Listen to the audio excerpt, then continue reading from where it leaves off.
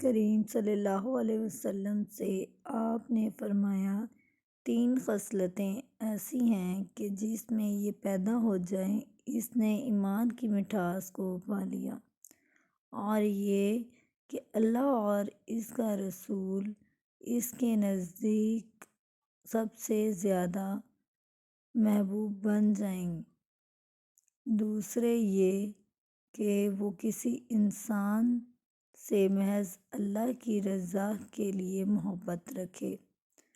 تیسرے یہ کہ وہ کفر میں واپس لوٹنے کو ایسا برا جانے جیسا کہ آگ میں ڈالے جانے کو برا جانتا ہے۔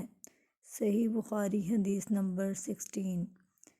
آپ صلی اللہ علیہ وسلم نے فرمایا، انصار سے محبت رکھنا ایمان کی نشانی ہے، اور انصار سے کینہ رکھنا نفاق کی نشانی ہے۔ صحیح بخاری حدیث نمبر 17۔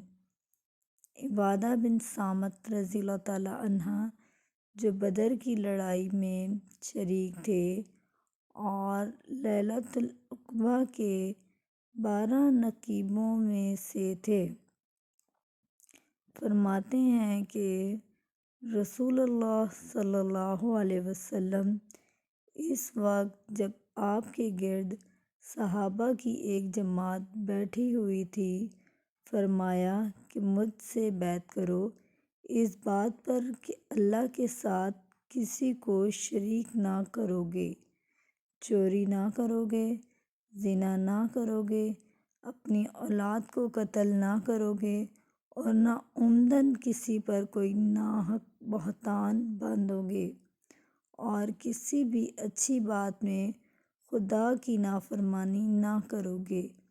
جو کوئی تم میں سے اس عہد کو پورا کرے گا تو اس کا ثواب اللہ کے ذمے ہے، اور جو کوئی ان بری عادتوں میں سے کسی کا ارتکاب کرے اور اسے دنیا میں اسلامی قانون کے تحت سزا دے دی گئی تو یہ سزا اس کے گناہوں کے لیے بدلہ ہو جائے گی، اور جو کوئی ان میں سے کسی بات میں مبتلا ہو گیا اور اللہ نے اس کے گناہ کو چھپا لیا تو پھر اس کا معاملہ اللہ کے حوالے ہے، اگر چاہے معاف کرے اور اگر چاہے سزا دے۔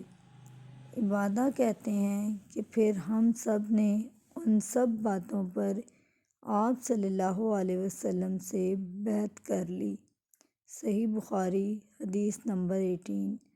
رسول اللہ صلی اللہ علیہ وسلم نے فرمایا، وہ وقت قریب ہے جب مسلمان کا سب سے عمدہ مال اس کی بکریاں ہوں گی، جس کے پیچھے وہ پہاڑوں کی چوٹیوں اور برساتی وادیوں میں اپنے دین کو بچانے کے لیے بھاگ جائے گا۔ صحیح بخاری حدیث نمبر 19۔ رسول اللہ صلی اللہ علیہ وسلم لوگوں کو کسی کام کا حکم دیتے تو وہ ایسا ہی کام ہوتا جس کے کرنے کی لوگوں میں طاقت ہوتی۔ اس پر صحابہ رضی اللہ تعالیٰ عنہ نے عرض کیا کہ یا رسول اللہ، ہم لوگ تو آپ جیسے نہیں ہیں، آپ تو معصوم ہیں، اور آپ اللہ پاک نے اگلی پچھلی سب لرزشیں معاف فرما دی ہیں، اس لیے ہمیں اپنے سے کچھ زیادہ عبادت کرنے کا حکم فرمائیے۔